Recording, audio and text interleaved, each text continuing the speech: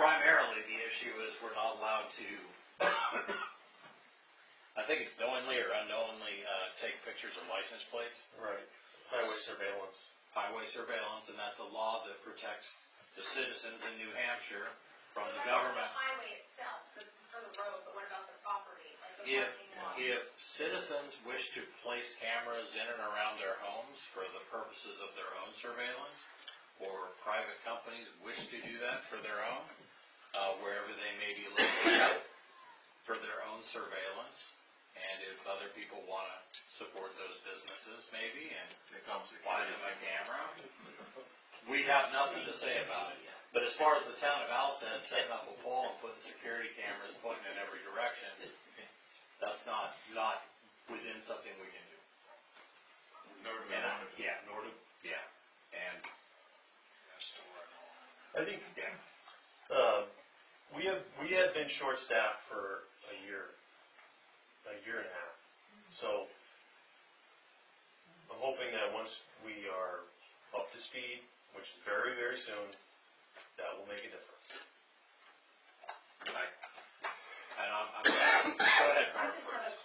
quick question for Chief Marshall.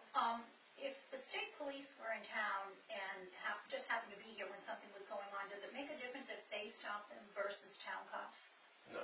So the consequences, I know what Debbie's frustration is. You find people, they go to the courts, they probably slap them on the hand, fine them a few times, and they're out on the street. At what point do they not go back out on the street time after time after time? I mean, it's frustrating. It really. And we had one individual that we have arrested. Maybe, yeah, and you know, there's very little. It's very frustrating to us even sometimes that this revolving door happens, and that's not just, you know, that is not just Cheshire County. The nation as a whole is getting away from incarcerating people. We have the highest incarceration rate in the world, and so we're not, you know, it's not just Cheshire County. So what happens, you know, to answer your question quickly, if we have someone who we arrest and it's a felony crime, usually that person is going to be held with some kind of bail, some kind of cash bail if it's a felony. And that is determined by the bail commissioner who works for the court. And we communicate with the bail commissioner. When we make that arrest, let's say it's for felony drug dealing, we make that arrest, we talk to the bail commissioner, they make a decision, boom, that person gets out. Now, they can make bail the next day when they go before the judge, or they can make bail that night when someone brings money to the House of Corrections and bails them out. And then they're out again. I've seen people on probation that have, you know, they have a 6-month suspended sentence hanging over their head from their last offense. And then they get arrested and they get convicted. And they don't go back for 6 months. They might only go back for 2 weeks. It all depends on the judge. The judge makes those decisions, or the recommendation from the probation and parole. They make those decisions. So we have a system, and we have to just deal with it. I have a question for you. Is your name Debbie? yes. Okay, so if Debbie was at her shop and she saw this stuff happening and she took her cell phone and she recorded it or some pictures or something, would you be able to use that if she's in her own property? Yes, we could use that. Have you done anything like that, or you call 911? We could use that. How we can use it, it depends on what it's a picture of.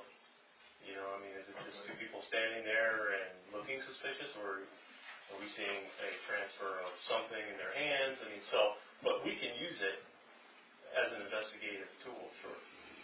You won't get in trouble for that. Not from us. Unless they come breaking your house. All right. We had talked about neighborhood watch before. We had also talked about getting a couple different groups together. For example, churches and the schools, and if there's a downtown merchants group that wants to all get together and try to brainstorm some ideas that outside of the box, you know? Basically, the tool that's been used for the last 50 years in the war on drugs is to throw $1 trillion, that's a trillion with a T, at the problem. We spent that, we created a prison industrial complex where we incarcerate more people than any country on the planet. All the rest of the countries combined, I believe that's how it goes now. And our usage has not dropped at all. So I'm really interested in, can we come up with some other solutions that may work for Alstead outside of just more of the same, and we'll end up with the same result. I have an idea, based on my research of models that are having success. They're larger municipalities. But this is a three-pronged deal. And our police department and criminal justice system is just one part of it. The second, as you said, is community action. And the third is big time for our kids, prevention and education. Three-pronged approach. Is she volunteering? Thank you for volunteering to head up this effort. No, seriously, I agree completely, and we talked about that also. One of the things, right?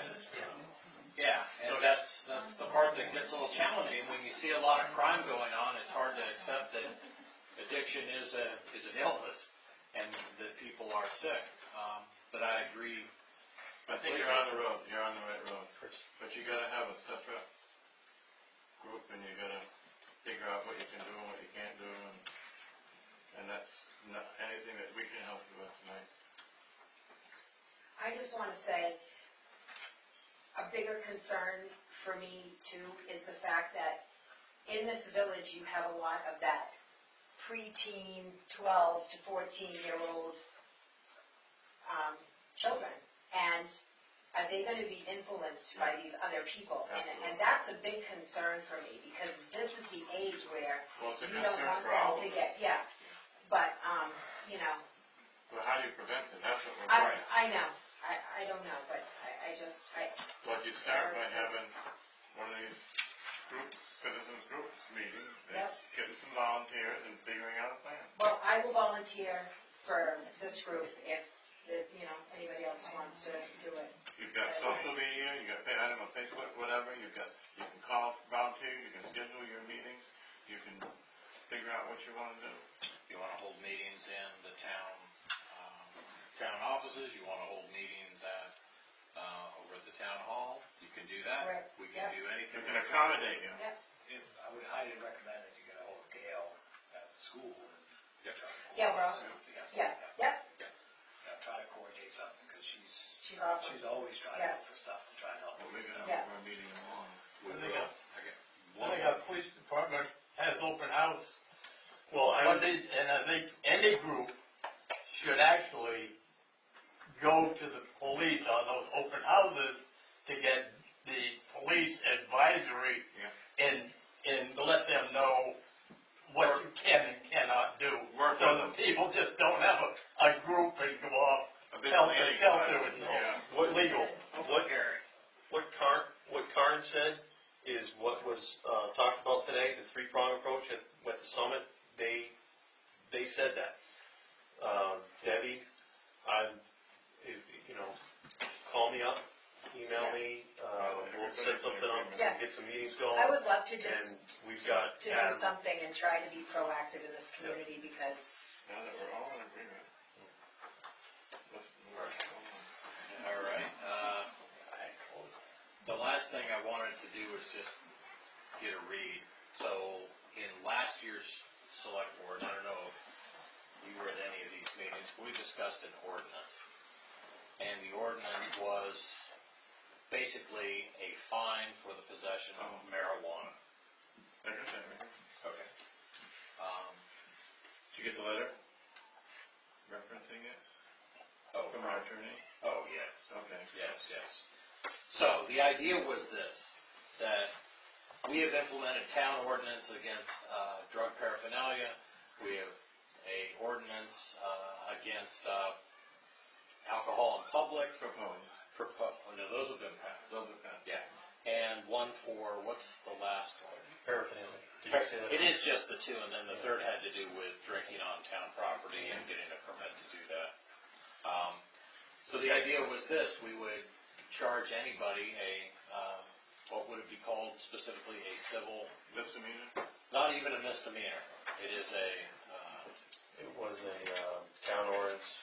violation of a town ordinance. The long and the short of it is it'd be something that would not go on your record. It wouldn't go anywhere. And what we would do is, for all the people that were, if anybody was under the age of 21 and they got caught with marijuana, we would require them to go to basically an education program that we would work with the police department to identify suitable programs so that they could get some education about the dangers of addiction. That was the first thing. We would then take any of the proceeds that came from that, from any adults that were caught with marijuana, and we would fund programs at Vilas Middle and at the grade school. And that was the intention, was we would use those funds to come in for drug education in our town. Debbie, you aware of that? I don't think you were. No, I wasn't. So we discussed this, and we had good feedback from the public. Nobody was really opposed to it, but we did do our due diligence, and we went and talked to, our local government commission, and we talked to our attorneys. And the long and the short of it is, no, we are not granted specific powers by the New Hampshire legislature to do anything. Whether it's to wax this table, we can't wax this table. It's that kind of stuff. What I would say also is that existing RSA, there's no RSA that gave us permission. No home rule. We have no home rule in this state, but we are operating right now with as are hundreds of towns in New Hampshire, with an ordinance against paraphernalia, and there's nothing allowing us to do that. What I'm saying is that our town does today, and many towns also, kind of say, I know that's what you're saying, but we're going to choose to disregard that. So I don't know if that's something we may want. I'm of the opinion we should all think about it and bring it to a vote next time we meet. Either we are... What are we bringing to a vote? Whether or not we want to choose to use money from ordinances and enact another one to fund drug education in our schools. Because everything we keep hearing is there's not enough money going into education. Someone gets pulled over and violates that ordinance, possesses a joint in their car, does that go into the whole criminal justice pipeline? No. That's another part of the prongs, that's Yeah. the low-level situations, resources can be better spent. Now, the police, the selectmen cannot compel the police chief to do anything. We can ask him to. That's all we can do in New Hampshire. But what we would do is we would ask him to, if the situation warrants, please charge him with a violation of a town ordinance, make that person go down to the town hall, pay $100 over the counter, get a receipt, and be done with it. And if they're underage, then we're going to track that, and we are going to make sure that they attend a program. If they don't, then their parents are going to be responsible. Is that double jeopardy? No. If he picks them up for marijuana and charges them, and he comes down here and pays the fine and then goes to court for his marijuana charge. No. The theory is he wouldn't, just like somebody who gets caught with paraphernalia and gets charged with The whole idea is to keep them out of court. keep them out of court, keep them out of the criminal justice system completely. So his charge of possession of marijuana would be dropped. Well, it would never be there. There is no violation of a state law taking place that says, They don't want it on the kid's record, that's what they're trying to get. It can't be done anyway. I know it. Can't be done. Yeah, I think so. Can't be done. We've tried, that's all I want to Yeah. know. There's been a heroic effort Yeah. to do something legislatively. It has to come from the community. But funds for any town ordinance that is legal and being enforced now, like the drug paraphernalia statute. Which is illegal. No, that's It's absolutely illegal. That's what I thought you were saying. Okay. according to our town attorney. According to every lawyer I talk to. So That's our what I'm ordinance- saying, is like right now, and there's dozens of towns that have these. I mean, Walpole's got the exact same one. We maybe come close to copying Walpole. Well, Yeah. regardless, I'm not gonna debate that, I don't know all the facts. Yeah. Okay, but, that money could, if the town decides to use that money for drug prevention, I mean, this committee that you wanna start, Debbie, and Yep. and whoever else, we could use that money for whatever, We'd be amenable to something like that. yeah. I think that's a good idea. I don't think it's a good idea. Okay. So if our attorneys are telling us that we shouldn't do that, and then people that should. They're not telling us we shouldn't. Yeah, we're not going down that path. We're just talking about money in general that comes in from violation of town ordinances that exist today. Open container. Open container.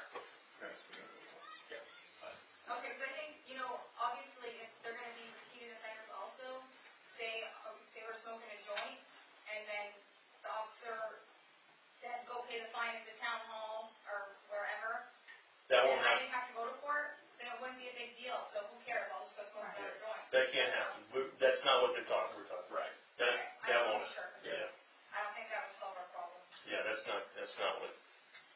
Talking about ordinances that we already have on the books now, That may or may not. that have already that are being enforced, that have been observed by our court in Keene, that are recognized.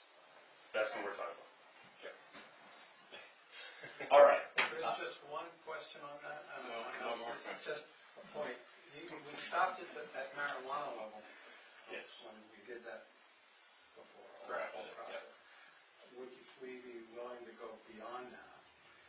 But I think at least our legal advice is, no, We have no authority to we do can't it even now. go there. But I think what it would behoove us to have a conversation with our local legislator and to perhaps make some phone calls to some members. And I'd encourage this group that may be forming that would be a good idea. Let's see if we can do some things legislatively, introduce some ideas that might help with this stuff. We've had a drug problem for 50 years, and every once in a while it kind of goes like this. It's not getting any better, and it's sad when it happens in your town. But let's see if we can try. And really, all you can do is move it somewhere else. Yeah. But that's what your interest is. Your interest is moving it. All right. We've given this topic about 50 minutes or so. I think we have to move our meeting along because we have other things to discuss. Everyone is absolutely welcome to stick around. Sam's here. There's Sam here. Yes, it is. How are you, Sam? You want to come up to the grilling table? Thank you. You're welcome. Thank you.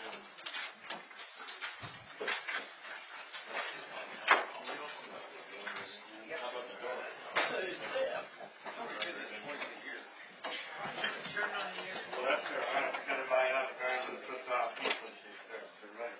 That's what it is.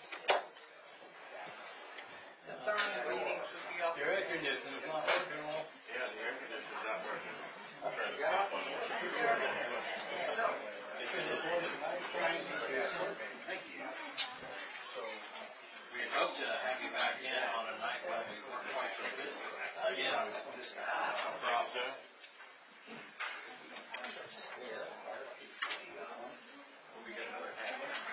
Down investigated what you got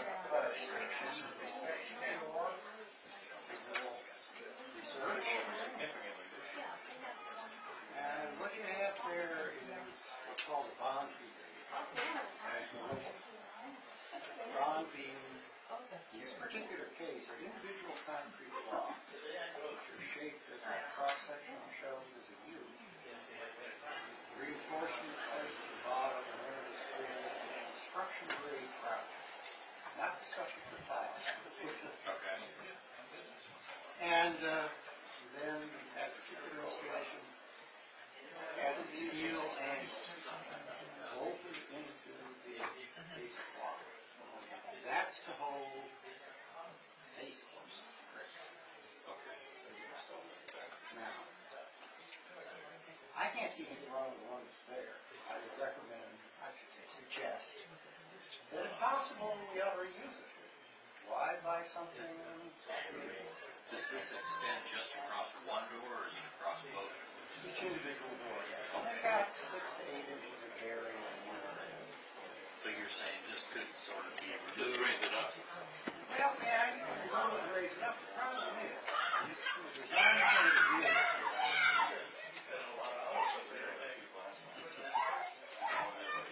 the lintel is designed to support all the masonry at a 45-degree angle coming up to the ends of the beam.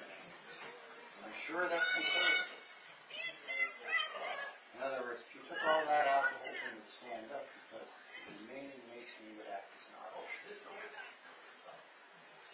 So, Now, just as parenthetically, the steel solution that was suggested, I would recommend this. A number of reasons.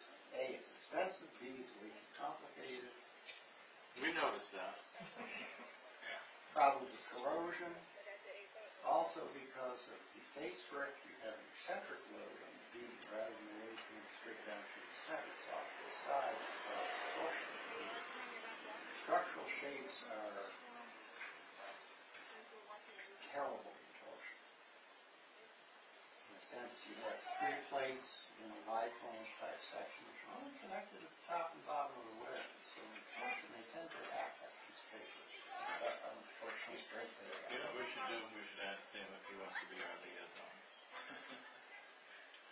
Let him monitor the bidding process and make sure that we get what we need. would you be willing to Well, help I us with that? can help you to some extent, but what I'm seeing from a construction point of view, and here you need a contractor who's really an experienced masonry structure. Would you find and work with someone like that? I think you find one, I can work with you, sure. Is that okay with you? I'm fine with that. Because basically, you're gonna have to remove some significant amount of material above the door so that you can hopefully salvage this beam, which is going to save a lot of money and time. Because you can buy precast in sections, 1/25 square feet long. That's too short. So we can get rid of, let me ask you a question about whether or not we need to have specifications in our proposal. You do. In a bid you do. You need one in your proposal? I think it should be clear enough that any bidder would know exactly. Okay, but not these specs. Take these out, right? Okay. I would use those. Would you work with Kelly to put together something for us? Oh, yeah. I Could really it, would. could it be something, something as simple as replace the big front door to fit maybe that's on the section. No, Or raise the lintel to such a height. accommodate a 12-foot door. Right.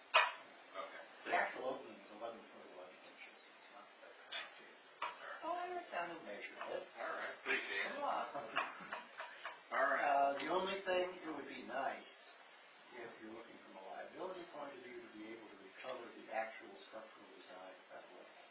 I don't know if that's within the, How long ago was that? I don't know how long ago it was built. 1967, Yeah. Oh, and I believe the plans are still here someplace. really? Either here Yeah, they're supposedly, I haven't seen them. Probably disappeared in the flood. How about the historic society? No, I think Linda looked them up not too terrible long ago, trying to follow the septic plans. Yeah, Linda has, presumably has them. Access to them? Nobody else can find them. Is that a surprise? And just in case specifications and so forth have changed since that time, that might cause us to say, well, this doesn't meet current code.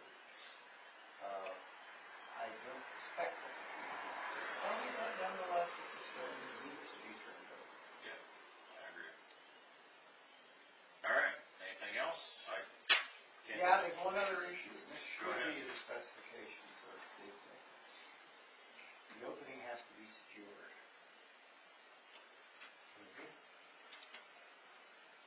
So, does that mean that I don't halfway know. down, there's two things that go out like this on the garage door and? Don't want to work on it, correct? Well, they're working on it, when we Oh, go home okay. for the night, they've got to secure that opening. Yeah. Otherwise, you got a lot of equipment and so forth, which is vulnerable. Tim said you sleep there. Well, part of the new job. Use it, doing that now. Actually, for our new downtown neighborhood watch, we are gonna provide them with a facility that can operate all night long. And apparently there may have some difficulty finding the appropriate out-of-that. We have two new ones that want to work on. There's one that's at Swansea's door. Okay. Kelly will have them for you. Yeah. Champion Overhead Doors is the one that had been good, but Williams Construction, they're willing to look at it. You want somebody who's had experience Yes. with masonry work and not to say, oh, gee, I think I should do that. Yeah, right. Well, I appreciate you helping us out. So I think that should help. Absolutely. Hopefully this gives you some idea of what exists. I knew the bond, you tell us by looking at it. The one that's a vertical instead of a horizontal. Yeah. And that's a significant one. Those blocks, I would say, close to 60 years. Maybe 15 and 3 years. Yeah. A normal concrete block is 7 8. We'll make Accommodate them all. make a note to get that. Is he aware of the other doors that we're sticking in? I don't know is there anything about the other doors that is particularly, That's just. do a fire door and a Yeah. firewall? I think that's pretty good. Okay, thanks. So- Another issue might be, since that brick